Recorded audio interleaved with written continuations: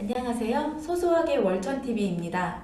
10월 7일자 발간된 리포트는 총 138개입니다. 그중 현주가 대비 목표주가 괴리율이 60% 이상인 종목을 소개해드리겠습니다. 먼저 2022년 더욱 공공해질 글로벌 스판덱스 1위에 입지라는 제목으로 발간된 효성TNC.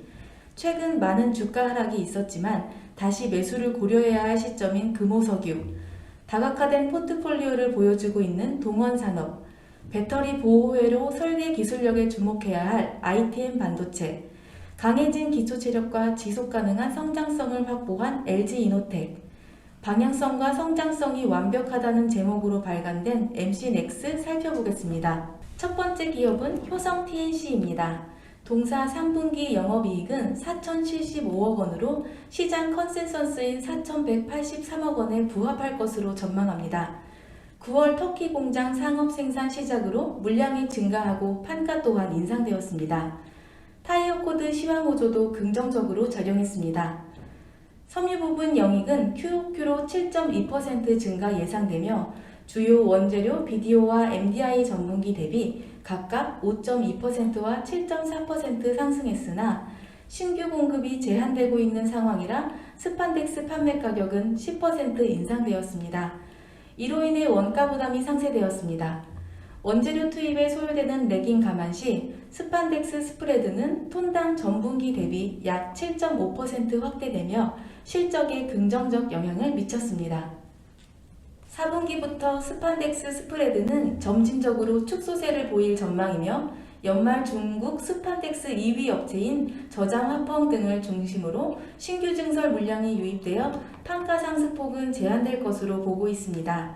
BDO는 아세틸렌을 통해 생산되며 중국 내 아세틸렌 생산 설비의 절반 이상은 석탄 카바이드를 기반으로 하고 있어 동절기 석탄 수요 증가로 BDO 가격이 계절적 강세를 보여왔고 탄소 중립 이슈로 석탄 가격 급등세가 가파른 상황입니다. 이러한 추세는 내년 초까지 지속될 것으로 보이며 이는 석탄 기반의 아세틸렌 생산량을 감축시켜 다운스트림인 BDO 강세로 이어질 가능성이 높은 상황입니다. 스판덱스 호시황은 올해 연말을 기점으로 점차 정상화 구간에 진입하고 터키와 중국, 브라질 공장 증설 설비 가동으로 외형 성장을 이어갈 것으로 보입니다. 22년 연말 기준 스판덱스 생산 캐파는 21년 말 대비 약 18% 증가하며 이미 글로벌 1위 업체이지만 이번 증설을 통해 입지를 공고히 할 것으로 전망하고 있습니다. 두 번째 기업은 금호석유입니다. 예상보다 길어지는 시황에 대한 우려와 MB 라텍스 수출량 감소 등을 반영하여 목표 주가는 기존 대비 13% 하향되었습니다. 하지만 높아진 이익 체력 및 ROE를 감안하여 절대적 저평가 상황이라고 볼 수 있습니다. MB 라텍스의 수출량은 말레이시아의 코로나19 진정과 함께 회복되고 있으며 건설, 조선, 타이어 등 주요 전방 산업의 수요 호조도 지속되고 있습니다. 20에서 25%의 배당 성향을 감안 시 현 주가 대비 배당 수익률은 5에서 6% 수준으로 매력적인 상황입니다. 3분기 영업이익은 5,830억 원으로 시장 기대치인 5,803억 원에 부합할 전망입니다. 합성 공무의 경우 원재료인 비딜 가격 급등에 따른 원가 부담 등이 실적에 반영될 예정입니다. 다만 최근 비딜 가격의 경우 급락세를 보이고 있고 MB 라텍스 수출량도 회복하고 있어 4분기 개선을 기대해 볼 수 있는 상황입니다. 세 번째 기업은 동원산업입니다. 올해 영업이익은 2,607억 원으로 작년 대비 15% 감소가 예상되며 이는 작년 미국 스타키스트의 이익 급증에 따른 일시적 요인에 기인하고 올해는 정상화가 예상됩니다. 22년 영익은 2,866억 원으로 21년 대비 10% 증가할 것으로 전망됩니다. 3분기 컨센서스인 805억 원에 부합하는 771억 원으로 추정됩니다. 수산부분 3분기 어획량은 전년 동기 대비 2% 증가, 전년 수준의 어획 실적에도 유가 상승 등으로 수익성은 전년 동기 대비 하락이 예상됩니다. 유통 부분의 경우 미국 스타키스트 실적 호조에 따른 기저 부담으로 매출 감익은 불가피하겠으나 수익 구조 개선으로 수익성은 과거 5개년 동분기 수익성을 크게 웃돌 전망입니다. 동사 올해 추정 PER은 5.4배, 내년 4.3배로 예상되어 다소 저평가된 구간으로 보여집니다. 네 번째 기업은 ITM 반도체입니다. 목표 주가는 73,000원이며 이는 22년, 23년 평균 EPS 2,463원에 PER 30배를 적용한 주가입니다. 동사는 배터리 보호회로 설계 기술 기반 사업 다각화를 진행 중이며 22년 스마트폰을 제외 웨어러블, 전자담배 등 신사업 성장 가시성이 높을 것으로 전망합니다. 22년 하반기부터 23년 BMS를 포함 전기차 전장 부품이 동사의 이익 성장에 기여할 것으로 보고 있습니다. 북미 주력 고객사는 전력 효율에 대한 의지가 강하며 동사 PMP에서 최대 배터리 용량과 고효율을 가능하게 구현하고 있어 주력 고객사 내 채택률이 지속 높아질 것으로 전망됩니다.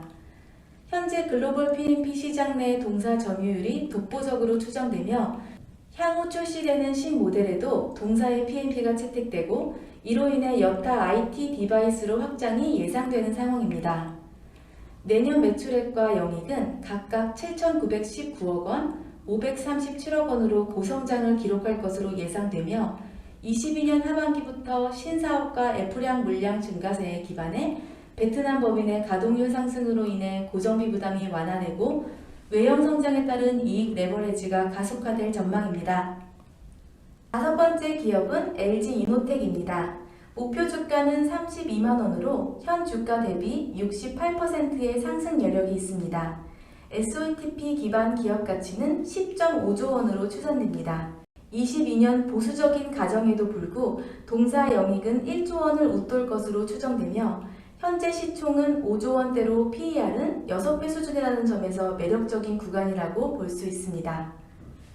동사는 하반기 전방 수요 둔화와 코로나 재발로 인한 생산 차질 우려의 이슈로 21년 고점 대비 25% 하락한 후 횡보 국면에 있습니다. 22년 북미 고객사의 XR 디바이스 출시로 광학솔루션 사업부의 지속적인 성장을 기대할 수 있을 것으로 예상하며 차량용 카메라 모듈을 포함한 전장 부품 사업의 턴어라운드가 기대되는 점에 주목할 필요가 있는 상황입니다. 21년 영익은 1.1조 원을 기록할 것으로 보이며 광학솔루션 사업부는 경쟁업체의 베트남 공장 생산 차질이 긍정적인 영향을 줄 것으로 예상하고 기판 소재 사업부는 반도체 패키지 기판 가격 환경이 동시에 우호적으로 흘러가고 특히 FC CSP 기판은 전년 대비 50% 가까이 성장하며 사업부 성장을 견인했습니다. 22년도 매출액 및 영업이익은 21년 대비 각각 6% 성장을 기록할 것으로 보이며 광학솔루션의 견조한 성장과 전장 부품 사업부의 턴어라운드가 기대되는 상황입니다. 마지막 기업은 MC넥스입니다. 현 주가는 36,600원으로 목표 주가 59,000원 대비 61%의 상승 여력이 있습니다. 목표 주가는 멀티플 20배를 적용했으며 이는 글로벌 카메라 모듈 업체 평균입니다. 최근 전방 산업에 대한 우려 및 부품 가격 상승 등으로 연중 고점 대비 40% 가까운 하락세를 보였지만 22년 자율주행차를 포함 차량의 전장화라는 전방의 변화에 기인해 패러다임 시프트가 본격화될 것으로 예상되어 동사의 고성장세를 예상할 수 있는 상황입니다. 현재 차량용 수주잔고 감안 시 22년, 23년 실적 성장에 대한 가시성이 높은 상황입니다. 22년, 23년 PER은 각각 13배, 11배 수준으로 밸류에이션 매력이 충분한 구간입니다. 올해 연말을 기점으로 스마트폰 및 자동차 시장 성장이 회복세를 보일 것으로 예상하며 차량용 카메라 모듈의 폭발적인 수요 증가가 기대되는 상황입니다. 이러한 시장 환경 구조적 변화는 카메라 공급 업체들의 밸류 릴레이팅이 이어질 것으로 보고 있습니다. 동사의 22년, 23년 차량용 카메라 모듈 매출 비중은 20%, 25%일 것으로 추정되며 지난해 현대차 1차 협력사에 등록되고 전기차를 포함한 30개의 차종의 카메라 모듈을 수주받은 것으로 파악됩니다. 올해 연말까지 동사 수주 규모는 2조 원을 육박할 것으로 예상되며 고성장의 가시성이 어느 때보다 높은 상황입니다. 이상으로 MC넥스 종목 살펴보았습니다. 오늘도 긴 영상 시청해주셔서 감사합니다. 다음에 더 좋은 영상으로 찾아뵙겠습니다. 영상이 도움이 되셨다면 구독, 좋아요 부탁드립니다. 이상 소소하게 월천TV였습니다.